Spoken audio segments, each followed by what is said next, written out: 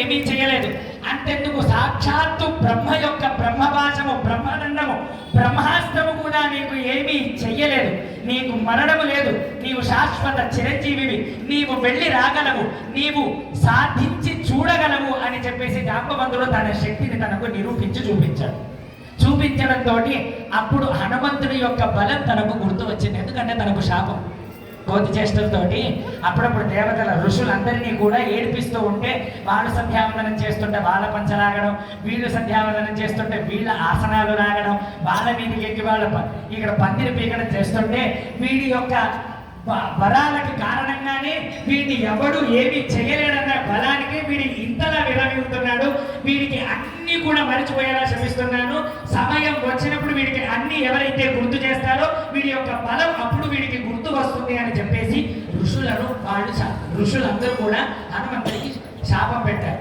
ఆ శాప విమోచనము జాంబవంతుడి ద్వారా జరిగి హనుమంతుడు లంకకు ప్రయాణమయ్యాడు.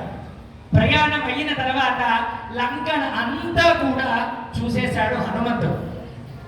అంతా చూసేసిన తరువాత లంకలో సీతా అమ్మవారి జాడ కనబడడం లేదు.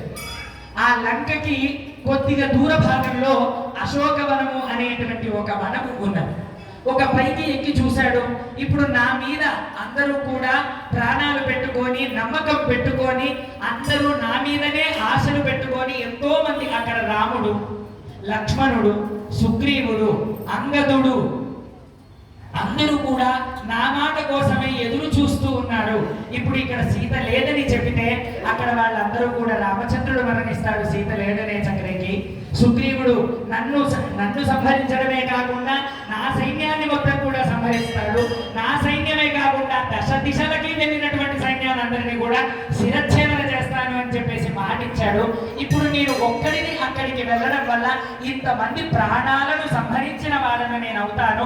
నేను వెళ్ళకుండా నేనే ఇక్కడ ఉండి ఆ ఆత్మ బుద్ధిని చేసుకున్నాను అనుకోండి, నేను వస్తాను అన్న ఆశతో, నేను ఉన్నాను అన్న ఆశతో, వస్తాడేమో అన్న నేపథ్యంతో వాళ్ళందరూ కూడా అలానే ఇంకా వెతుకుతూ ఉంటారు అని చెప్పేసి హనుమంతుడు ఆత్మాహుతి దారికి పాల్పడ్డాడు.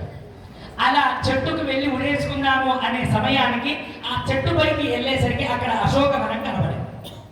అశోకవనం కనబడ్డా కూడా ఇప్పుడు ఎలాగ మరి దాన్ని చూడడం అని అంటే ఇప్పటి వరకు కూడా ఎప్పుడూ సీతా అమ్మవారి జాడ కనబడలేదు. అక్కడికి పోతుంది ఒక పతివ్రత. ఎవరా పతివ్రత? ఆ పతివ్రతను చూసి సీతాదేవి గారు చెప్తారు, కంగారు పడుతుంది. ఒక పతివ్రత అలా వెళుతూ ఉన్నది. ఆ పతివ్రతను చూసి మోహించిన అదండి సీతనే అనుకోని భ్రమపడున్నటువంటి హనుమంతుడు సీత దొరికింది అని చెప్పేసి కవితాష్టలు చేశాడు. ఎవరా పతివ్రత? మండోదరి.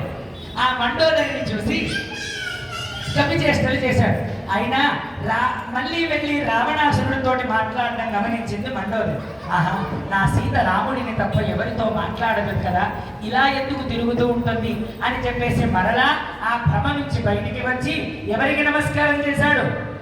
నమోస్తు రామాయ సలక్ష్మణాయ దేవ్యై జనస్యై జనగాత్మజాయై నమోస్తు రుద్రేంద్ర యమానిలేభ్యో నమోస్తు చంద్రార్కమరుద్గణేభ్యః. వెళ్ళేటప్పుడు సమస్త దేవతలందరికీ కూడా నమస్కారం చేశాడు, కానీ ఆ రామచంద్రమూర్తికి నమస్కారం చేయడం మరిచిపోయాడు. ఆ రామచంద్రమూర్తికి ఎప్పుడైతే నమస్కారం చేసుకొని జగత్తుని బలోరామో లక్ష్మణశ్చ మహాబలః ఎలా వర్ణిస్తాడో తెలిసిన మన వాల్మీకి జగత్యతి బలోరామో లక్ష్మణశ్చ మహాబలః ఆ యొక్క వృత్తాంతం చదువుతూ ఉంటే తన యొక్క ఉత్తరీయం తీసి తన యొక్క గదను తిప్పుతూ నా సైన్యాన్ని రక్షిస్తున్నటువంటి సుగ్రీవుడికి జయం కలగాలి, రాముడికి జయం కలగాలి, అంగదుడికి జయం కలగాలి, లక్ష్మణుడికి జయం కలగాలి, నా సైన్యానికి జయం కలగాలి, నేను తీసుకొస్తున్నటువంటి ఈ వార్తని తీసుకొస్తున్నటువంటి ఈ యొక్క రామ బాణానికి జయం కలగాలి, హనుమంతుడికి జయం కలగాలి అని కోరుకోలేదు. ఎలా వర్ణించుకున్నాడు తనని తాను? అక్కడ సముద్ర తీరంలో రాముడు వదిలేసినటువంటి బాణం వెళ్ళి ఒక దానిని ఎలాగైతే సంహరిస్తుందో, ఒక దానికి వెళ్ళి ఒక దాన్ని సంహరిస్తూ ఉంటుందో, అలా తన బాణం రాముడు గురిపెట్టిన దానికి వెళ్ళి చేరుకుంటుందో, అలా రామ బాణము ద్వారా నేను వెళ్ళి ఈ కార్యాన్ని సాధించుకొచ్చేటువంటి వాళ్ళందరికీ కూడా జయం కలగాలి అని అప్పుడు రాముడికి, లక్ష్మణుడికి, రుద్రుడికి, ఇంద్రుడికి, మహేంద్రుడికి వీళ్ళందరికీ కూడా అప్పుడు నమస్కారం చేసుకుంటే అప్పుడు సీత యొక్క జాడ కనబడింది. అదే సుందరకాండలో మధ్యలో వచ్చేటువంటి 34వ సర్గ సీతను చూసినటువంటి సంఘటన. సుందరకాండను ఎప్పుడైనా కూడా మనం అందరము ఎక్కడ పడితే అక్కడ చదవడం, ఎప్పుడు పడితే అప్పుడు చదవడం, ఎక్కడ పడితే అక్కడ ఆపడం అనేటువంటివి చేయకూడదు. ఎందుకు అనంటే ఒక శుభ ఘట్టము దగ్గర మాత్రమే దానిని ఆపాలి. దీన్ని ఎందుకు చెప్పామనంటే అంతటి హనుమంతుడికైనా, అంత దేవతల అనుగ్రహం ఉన్నటువంటి వాడికైనా, ఎవరికి? హనుమంతుడికి బ్రహ్మ యొక్క అనుగ్రహం ఉంది, బ్రహ్మాస్త్రం కూడా ఏం చేయలేదు. ఇంద్రుడి యొక్క అనుగ్రహం ఉంది. ఇంద్రుడి దగ్గర ఉండేటువంటిది ఏమిటి? దధీచి యొక్క వెన్నుముక, సాక్షాత్తు నారాయణాస్త్రమైనటువంటి బ్రహ్మాస్త్రాన్ని తన లోపల వశం చేసుకున్నటువంటి ఒక ఋషి యొక్క వెన్నుముక కూడా తనని ఏమీ చెయ్యలేదు. వరుణ పాశం ఏమీ చేయలేదు. తనకు మరణము లేదు. తను ఏది అనుకుంటే అన్నీ జరిగిపోతాయి. అనిమాత్యష్ట సిద్ధులన్నీ కూడా తన వశపరుచుకున్నటువంటి వాడు కూడా విజయము కలగలేదు. ఎప్పుడు కలిగింది? కేవలము రాముడిని తలుచుకున్నంత మాత్రము చేత కలిగింది.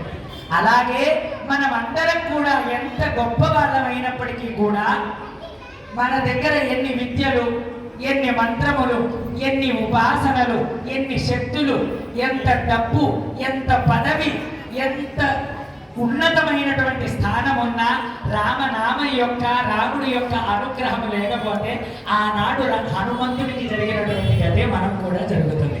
అందుకని రాముడి యొక్క గొప్పతనం అంత గొప్పది. ఆ రాముడి యొక్క గొప్పతనాన్ని మేము వివరించాం అని అనుకుంటున్నా. అలాగే ఆ సీతామ్మ వారి యొక్క వివరణను కూడా ఇవ్వమని అమ్మ తరపున ఇంతమంది చేతులు ఎత్తారు కదా, అంతమందిని చెప్పమని కోరుతున్నాం. జయ శ్రీమన్నారాయణ, జయ శ్రీరామండి. చాలా బాగా మేము అడగకుండా ఒప్పుకుంటూ వస్తున్నట్టున్నారు. మరి అసలు కారణం తెలియదు, మీరు ఎక్కడి నుంచి వస్తున్నారో తెలియదు, ఏ ప్రయత్నం మీద వస్తున్నారో తెలియదు, ఇక్కడికి వస్తూ ఎంత చరిత్ర ఎందుకు చెప్తున్నారో తెలియదు. అసలు మీ రాకకు కారణం, మీరు ఎక్కడి నుంచి వస్తున్నారు, మీ వెనకాల ఉన్నటువంటి ఆ యొక్క మహాప్రకాశవంతమైనటువంటి ఆ యొక్క దేదీప్యమైనటువంటి ఆ మూర్తి ఎవరు? అయ్యా మాకు ఈ వివరాలు తెలుసుకోవాలని చెప్పి మా కన్యాదాత గారు పరిపూర్ణమైన వివరణ కావాలని కోరుతున్నప్పుడు మా భక్త శిఖామణుల వైపు నుంచి ఆ యొక్క సంవత్సరాల శిఖామణి స్వామి వారి యొక్క విశేషాన్ని తెలుపాలని కోరుతున్నాం. జై శ్రీమన్నారాయణ.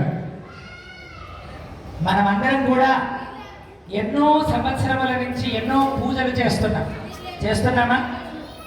ఎన్నో వ్రతాలు చేస్తున్నాం, ఎన్నో నోములను చేస్తున్నాం, ఎన్నో హోమాలను చేస్తున్నాం, ఎన్నో యజ్ఞాలను చేస్తున్నాం, ఎన్నో తపస్సులను చేస్తున్నాం. ఈరోజు ఇంకా ఇండివిజువాలిటీ ఎక్కువైపోయి యూట్యూబ్లో వచ్చేసి ఆ యూట్యూబ్లో ఎవ్వరు చెప్పింది దాన్ని చేసేస్తున్నాం. అవునా కాదా? అయ్యా రాముడు గురించి ఇలా చెప్పాడు, రాముడిని వశిష్ఠ గోత్రం కాదంట, కౌశిక గోత్రం అంట కదా అని అంటే మా దగ్గరకు వచ్చి వాద ప్రతివాదనలు చేసేటువంటి వాళ్ళని కూడా మేము వింటున్నాం. దేవాలయంలో అర్చక స్వాములకి విజ్ఞప్తి, గంటని వాటిని ఆపే